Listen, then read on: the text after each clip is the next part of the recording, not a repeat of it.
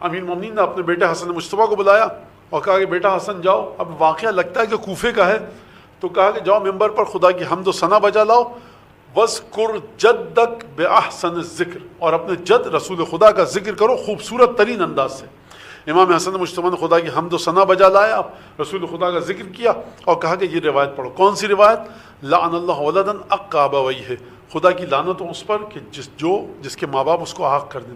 لعن اللہ غنما ضل عن رعیہا, لعنت ہو ان دمبوں پر, گوسفندوں پر. دمبے یعنی شیپس, لیمب, بچوں کے لیے کہہ رہا ہوں.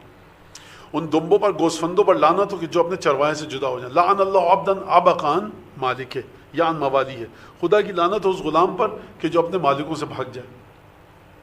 کہا اترا, لوگ آئے کہ یا حسن مجتبیٰ یہ روایت کے معنی کیا ہیں, کیا مطلب؟ کہا الجواب عند امیر المومنین, یہ جواب علی بن ابی طالب میرے بابا سے پوچھو, جو حکم تھا بابا کا وہ میں نے کر دیا, اب جواب ان سے پوچھو. توجہ فرما رہے ہیں آپ کہ جتنا حکم ہے مولا کا امام حسن مجتبیٰ نے اتنا ہی بتایا. کیا نہیں پتا ہوگا تفسیر کیا ہے؟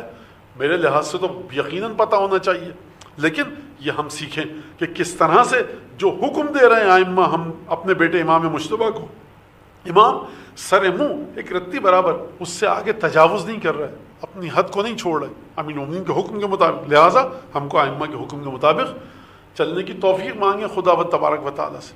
لوگ آئے کہ یا علی حسن نے یہ کہا اور یہ سلسلہ کیا ہے؟ تو پھر امام نے فرمایا امیر المومنین نے کہ دیکھو میں رسول خدا کے ساتھ تھا نماز کے بعد, فی صلاۃ التی صلاھا, جب اپنی نماز پڑھ لی تو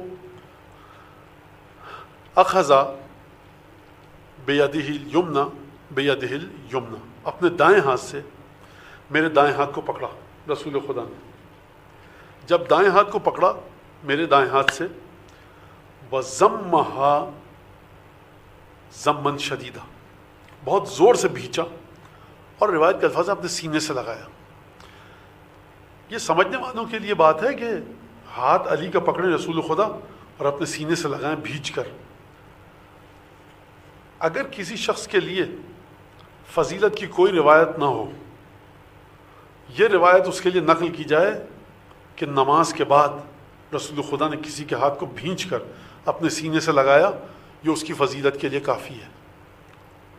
علماء رجال شاید کہہ دیں اگر اس کے مخالف دلیل نہ ہو کہ بڑا موثق تھا, عبادت گزار تھا, یہ نہیں ہو سکتا کہ رسول خدا بنا کسی وجہ کے, اور یہ تو علی بن ابی طالب, اور پھر رسول خدا نے بھینچ کر لگایا اور یہ حدیثیں پڑھی کہ یا علی لعن اللہ ولدا اق والدیہ, لعنت ہے اس اولاد پر جس کے والدین اس کو عاق کر دیں, لعنت ہے اس گوسفند اور دمبے پر جو اپنے چرواہے سے بچھڑ جائے, لعنت ہے اس بندے پر, غلام پر جو اپنے مالکوں سے بھاگ جائے, لعنت ہے اس پر.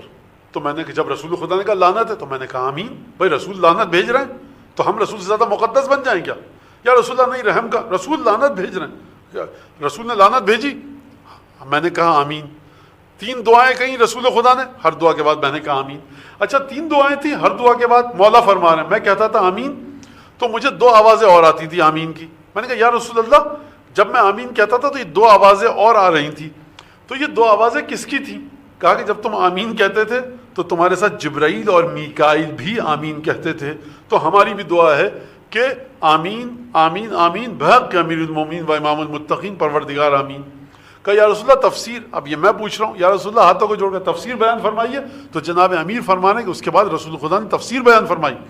یا علی انا و انت ابوا هذه الامه, میں اور تم اس امت کے باپ ہیں, لہذا جو ہمارا عاق ہو گیا خدا کی اس پر لعنت ہے. اے علی ہم اور تم اس امت کے رکھوالے ہیں جس طرح سے چرواہا دمبوں کا رکھوالا ہوتا ہے, جو ہم سے دور بھاگ جائے اس کی مثال, اب یہ میرا الفاظ ہے, اس کی مثال گوسفندوں کے دمبوں کے اس ریوڑ کی سی ہے جس سے کہ ایک دمبا ایک گوسفند دور بھاگ جائے تو لعنت ہے اس پر.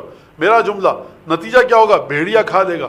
یا علی ہم اور تم اس امت کے مالک ہیں اور مولا ہیں, ہم اور تم اس امت کے والی ہیں, لہٰذا جو ہم سے بھاگ جائے گا وہ ہمارا غلام ہے. گویا کہ اس کی مثال اسی طرح سے ہے کہ جو اپنے آقاؤں کو چھوڑ کر بھاگ جائے, جو ہم سے بھاگے گا ہم اس امت کے مالک ہیں اور والی ہیں, لہٰذا اس پر خدا کی لعنت ہے.